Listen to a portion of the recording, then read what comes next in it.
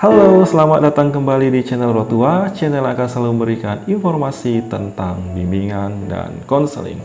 Senang sekali karena pada hari ini saya dapat menyapa teman-teman kembali di channel ini.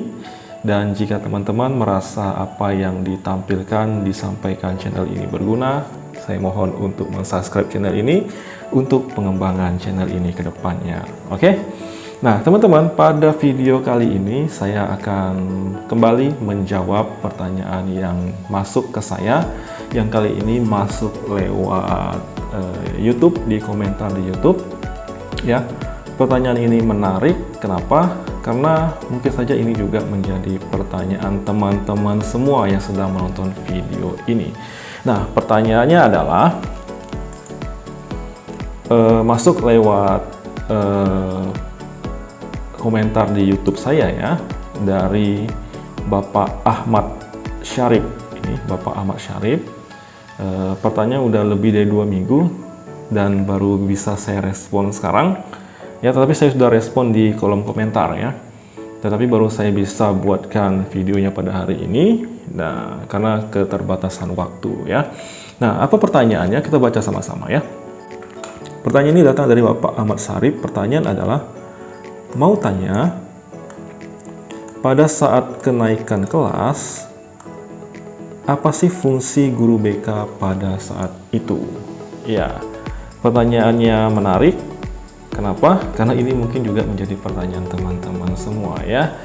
Penasaran jawabannya? Tonton video ini sampai selesai. Oke?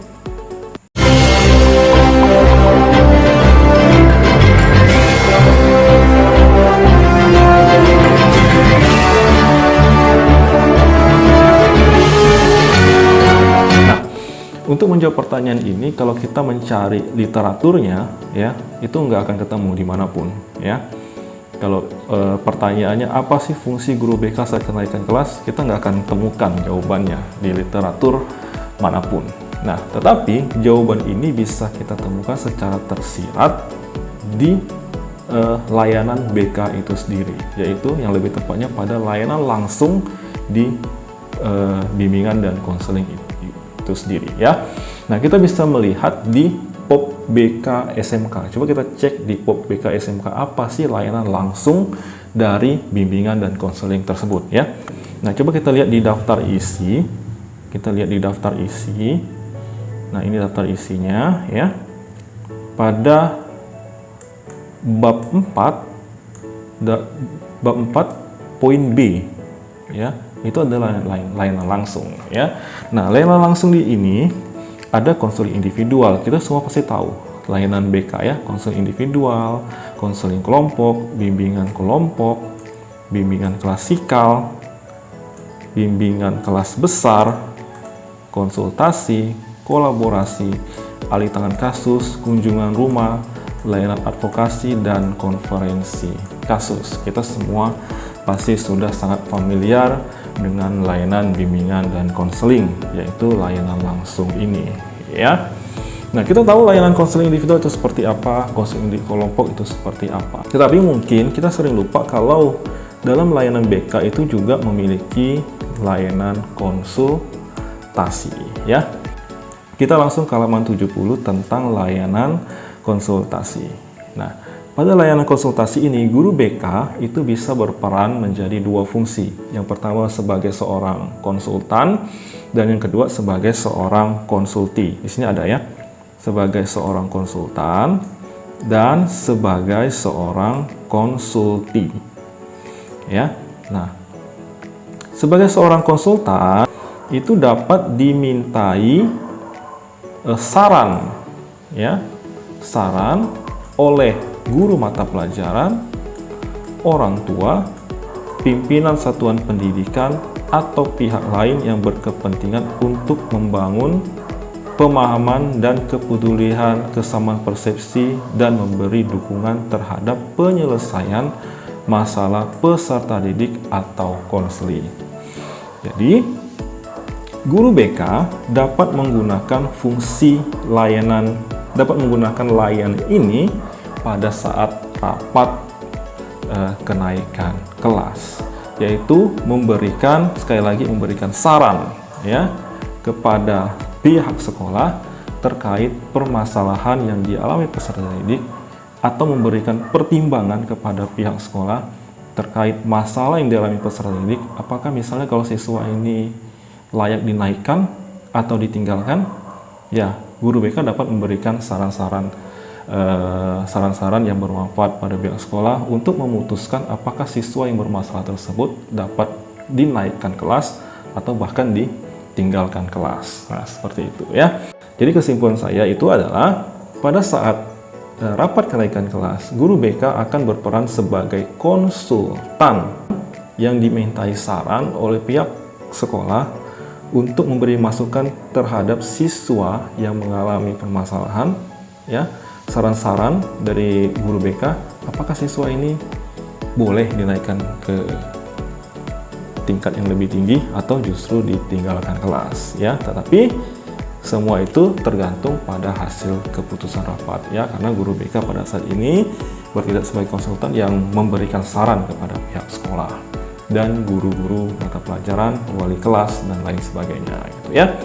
Dan pada layanan konsultasi ini, guru BK selain sebagai konsultan dapat juga bertindak sebagai seorang konsulti. Jadi guru BK yang berkonsultasi kepada pihak sekolah untuk mendukung program-program yang dibuat oleh guru BK, begitu ya.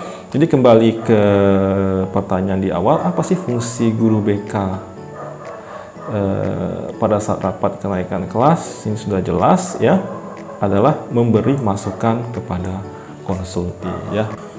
Contoh kasus tentang pelaksanaan layanan konsultasi ini, saya temukan jejak digitalnya ini terjadi pada Man2Bone, ya, di situs sulselkemenak.go.id, yang dimana artikel ini menceritakan tentang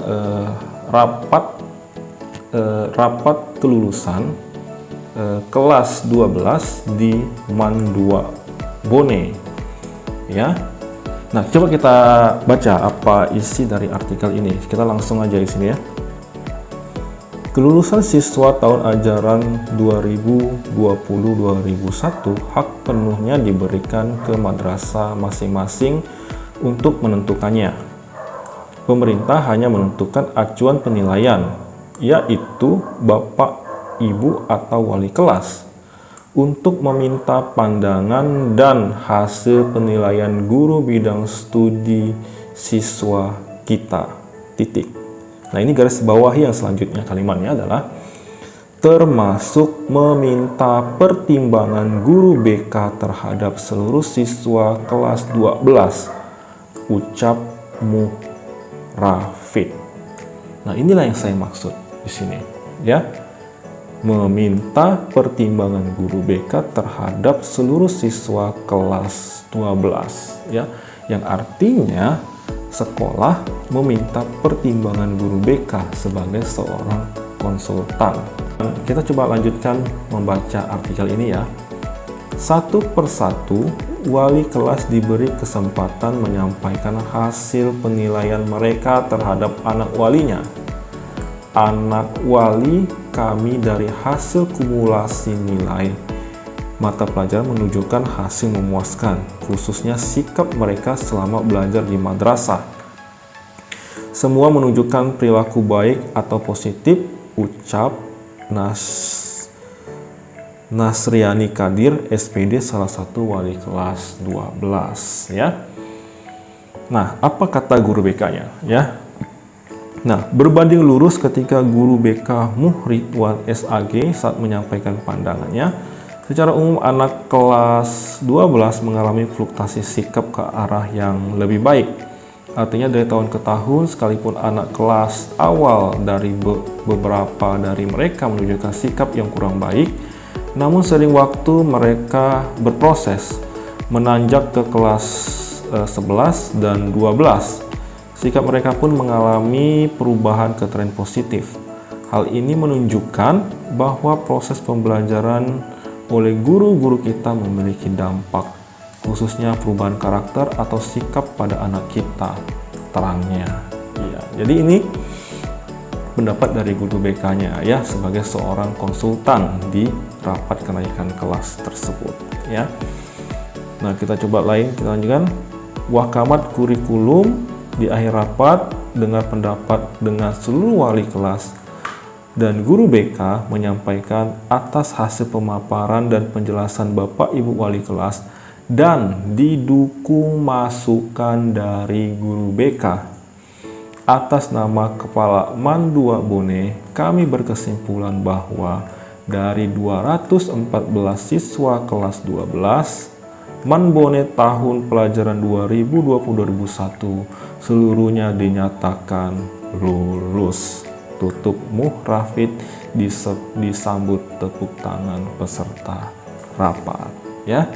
Jadi artikel ini sangat baik ya peran guru BK di sini sebagai seorang konsultan yang memberikan masukan kepada sekolah dan mempertimbangkan terhadap siswa kelas 12 ini. Nah, sehingga seluruh siswanya dari 214 siswa kelas 12 MAN Bone tahun pelajaran 2020 seluruhnya dinyatakan lulus ya. Nah, jadi itu ya Bapak Ibu. Nah, jadi itu ya teman-teman ya. Jadi sekali lagi kesimpulan saya adalah apa sih fungsi guru BK saat rapat kenaikan kelas? Ya sudah jelas ya, adalah memberikan masukan kepada pihak sekolah sebagai seorang konsultan ya terkait perkembangan peserta didik anak didik kita. Oke? Nah, terima kasih atas perhatian teman-teman semua. Jika ada pertanyaan dan jika pertanyaan Bapak Ibu bisa sampaikan di kolom komentar. Dan jika teman-teman merasa ada kekurangan dari penyampaian saya, teman-teman juga bisa menyampaikannya di kolom komentar. Dan jika ada perbedaan pendapat, teman-teman juga dapat menyampaikannya di kolom komentar karena tidak ada yang sempurna ya. Terima kasih atas perhatiannya, sampai ketemu di video-video selanjutnya. Dadah.